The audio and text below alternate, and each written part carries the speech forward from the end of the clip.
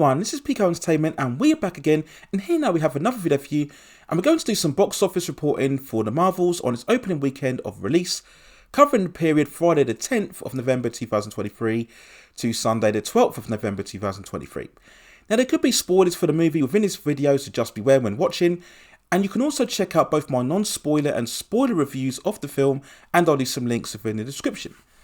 So we'll get straight into it then and go into the weekend's figures. And oh boy, they're not good at all. Within US cinemas, the superhero movie managed to gross only 47, yes that's right, 47 million in its first 3 opening days. Yes, it did manage to take the #1 spot, but that's really the only positive news that you could garner from this weekend.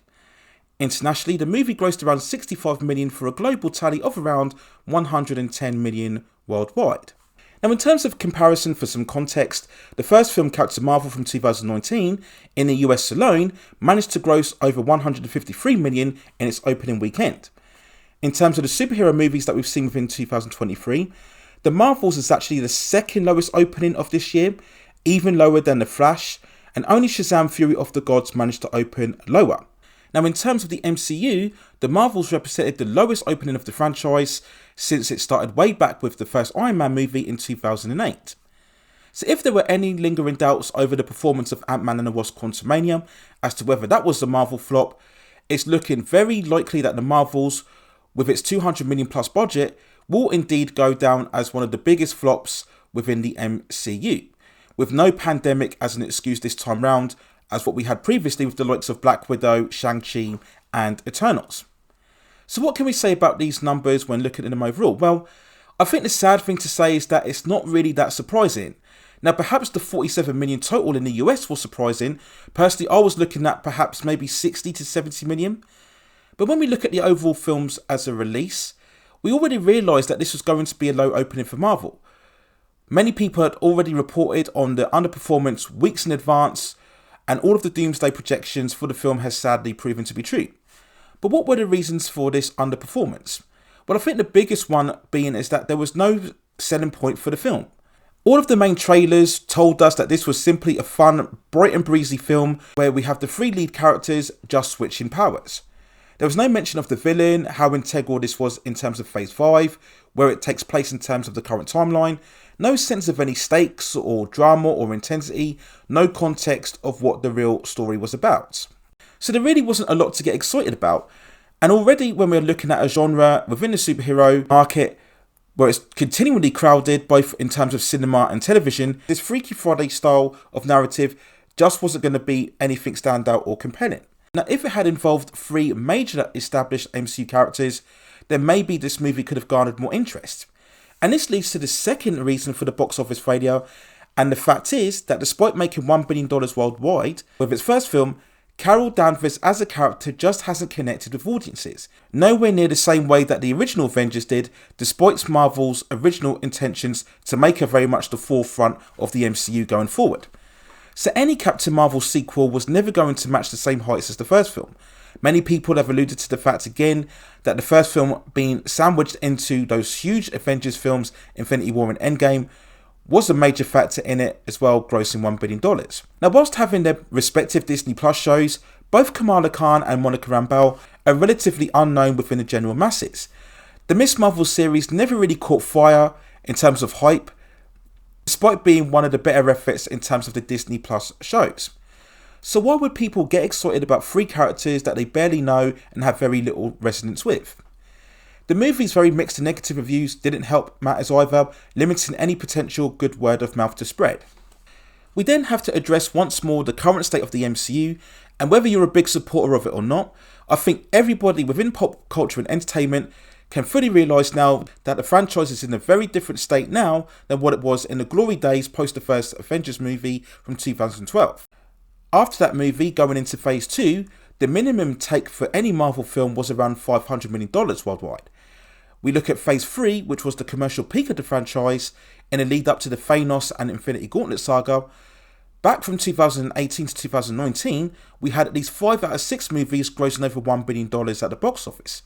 Now, had the Marvels been released around this type of time, it certainly would have made much more. Not perhaps $1 billion, no, but it definitely would have made much more than what we've seen in its opening weekend. And the MCU, without question, is struggling to keep its audience invested into where exactly it's headed, whether it involves the Kang Dynasty, Fantastic Four, or the X-Men. There just isn't the same hype levels that what we saw previously from phases 1 to 3. And to be honest, that's not really that surprising. I've said multiple times on this channel that Avengers Endgame was such an exhaustive peak in terms of hype and excitement and resonance. You were going to always find it difficult to continue that going. And instead of maybe scaling things down and taking a long break, Marvel went the other way and went pushing full on ahead with all of these characters in terms of movies and also their Disney Plus shows. And I think the audience has just grown tired, and the more and more content you put out there, the more and more misses that you are going to make. But to be fair, I'll still give Marvel some credit here that they do seem to be aware of what's going on in terms of this decline. And this is why we've seen numerous delays and changes to the upcoming projects, whether it's involving Blade, Captain America Brave New World, or the Daredevil Born Again series. Now, many people have knocked them for the fact that they are putting these delays on and making all of these changes.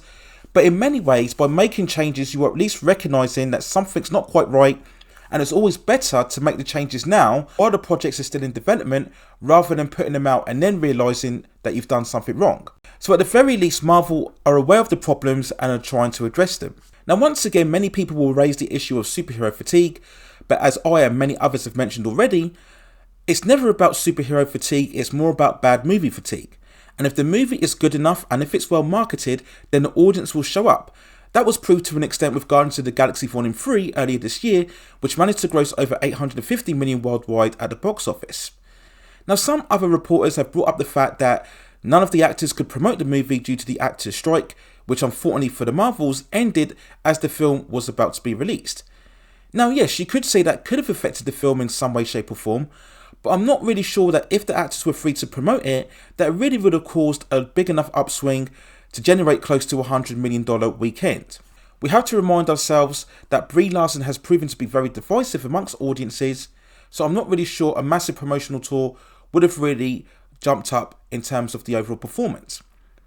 So when we look at the Marvels then, overall, how well do we think it's going to perform? Well, I think it will be extremely lucky to get anywhere near 400 million. Again, that's a very sore note for the MCU. You're probably looking at a box office take of around maybe 250 to 350, maybe close or even below than what we saw in terms of the Flash movie. And during this, we will get the commentary once more about the MCU being dead, finally closing out. I'm still going to maintain that it's not quite at that stage yet. Yes, 2023 and the start to Phase 5 hasn't been good at all, with only one hit out of 3 movies. But we still have the likes of Deadpool 3 coming, which hopefully they tie it more into the MCU characters. That will more than likely be a massive hit. Without question, the next Spider-Man film, whenever that comes out, will no doubt generate $1 billion. So they will still manage to have some hits in order to keep their most hardcore fans invested in the universe. But they really do now have to concentrate much more on the quality, as we are well now past the stage where Marvel can put out any movie about any character and it will automatically be a success. And let's think about it, we were always going to see this. It doesn't matter how good you are, eventually the longer you go, you will start to see diminishing returns at some point. And that's probably where we are right now with the MCU. It wasn't going to last forever, so maybe this is the beginning of the end, but overall we will wait and see. We still have to keep an eye on how the other films within Marvel's Phase 5 will perform, and maybe the X-Men will be the last throw of the dice as to whether the MCU can get anywhere near the same hype levels as what we saw within phases 1, 2, 3. So that's my overall thoughts and feelings on the first opening weekend of the box office of the Marvels. Let me know what you think in the comments below, and if you have any other subjects or topics or any other movies that you'd like to see me talk about within this channel, also let me know within the comments, and I will see if I can provide further commentary for you on that subject matter within the future. Please consider hitting like the subscription and notification buttons so I can provide you with more high quality content like this in the future. But that's it for now. Take care of yourselves, and I will see you very, very soon.